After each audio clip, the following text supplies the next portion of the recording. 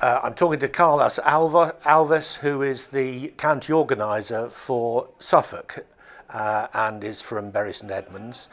Carlos, what success are you having in attracting candidates for the local elections in May? So far we have 4 candidates that I cannot announce today officially because we are going through the vetting process, and once we conclude that we will put the names out. We have candidates that were previous Brexit Party candidates and they now moved to Reform, that we are next weekend supporting with some initiatives that we are putting in place in our constituency. So we will be supporting initiative called No to Sonica, that is a massive project for a solar farm to be put in our region that we don't agree with.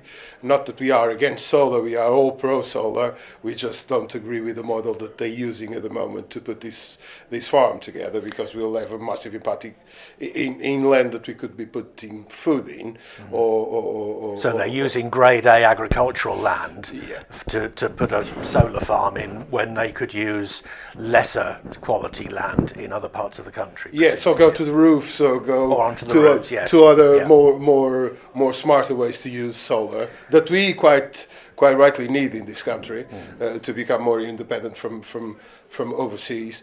But what we need to do is to place these farms in not harmful ways to our region. And which councils are you putting representatives up for? We are at the moment working for Norwich and Cambridgeshire. Norwich and Cambridgeshire. Yeah. So they're both county council elections. Okay. Have you any other local policies that refer to those areas? We do work very closely with a gentleman called Edmund Foreman, and he is very strongly opposed to all this vaccination process that we have in place, and we are supporting his vision on that. We are trying to create awareness that we do not want to see our children vaccinated mandatory, and we are working with some local groups in Ipswich and trying to support as much as we can to deliver that message. And we are, of course, for freedom of choice, so we want to see that. So we're in favour of people being allowed to have vaccinations, but obviously you want the individual to be able to choose that. Yeah, freedom of choice. We should be allowed to do what we think that is correct for ourselves, our kids, and so on and so forth. I have nothing against people having the vaccination if that is of their own choice. But I also would like to be reassured that the people who don't want to have a vaccination or don't want to vaccinate their kids, they are not discriminated by that. Now, one of the areas that is covered by county councils is education. Do you have any policies about education or elderly care and social care, which again is a county responsibility? We have an aging population where we come from. We know that it's not working at the moment. I know a policy has been put together by a group of reformers to allow a better system on our NHS and our social care, because at the moment they work as 2 separate entities. It's not much talking between the 2 entities, so it doesn't work. We don't have enough social beds for our elderly. We need to work on that, and we will be supporting a better relation between the NHS and the social sector, so we can have more free beds and we can have more patients admitted to hospitals for treatment. And education, is there an education issue in the locality? We don't seem to have an education issue as such. We have enough seats for the kids to go to school. although we will have increasingly problem in the years to come because we're receiving much more people into the region, and we are not developed the infrastructures at the same speed that we are receiving new population. So not only the education, same thing with the GPs. There I think that we are doing a massive injustice to the professionals because they are seeing people face to face, and the politicians are not sending that message out. I know that our local GPs are flat out working, doing 12 to 14 hours a day, seeing patients face to face, and we are not addressing the issues. We're not building enough GPs, surgeries. The county is growing massively, but we're not growing the infrastructure to support the population living in the area.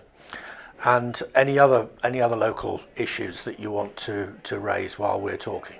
Yes, public transport is not sufficient whatsoever. We have areas of the county where we have a bus in the morning and we have a bus in the evening. So if you don't have a car... Well, you're very lucky, because in my village there's one bus a week. and that is scary. We are encouraging people to become greener, become more aware of how to preserve our little planet, but we don't give them alternatives for them to do the right thing. I mean, presumably there are contractors who would be prepared to put bus services on in Suffolk. Yes, we need to pay them. Yes, of course. That's the issue. But we cannot ask someone that cannot drive to rely on a bus system that provides one bus a day. We cannot ask people to leave the cars and go shopping when we don't have a network that is operating properly. It doesn't function. So we need to look into that. And you're confident with the support that you're getting from Reform nationally and locally that you'll be able to make a reasonable showing at these elections in May? Oh, I'm absolutely confident. We have two massive characters in our party, Richard and David. They are forced to reckon with. I'll see more and more young people. The examples of the young gentleman we had speaking earlier today, Matt, is just a young kid, so committed to the politics and to the policies that we are trying to put in place. That is just a little indication that we are doing something right and we are passing on the correct message. We had quite a few young characters in the room today. It was quite a mix. Crowd. And this is a meeting in London of potential Reform candidates that you're talking about. Yes. And it's interesting that pretty well all of the people in the room were not professional politicians. In fact, I don't think anyone was a professional politician. Everyone was an ordinary citizen who was trying to do their bit for their community, just as you are. Same here. I'm not a professional politician and I don't want to become one, although Reform gave me the platform to come and contribute with a little of what I can do to support the party. The platform allows me to speak freely, to think freely, to contribute with what I think that is right, that is not always correct, but we have that space. So people like myself will find themselves that we have now a space where we can talk, we can contribute, and we can make a difference. And on that note, which I think is probably the most important thing that we've heard today, freedom of speech. Thank you very much, Carlos. Absolutely. Thank you for having me.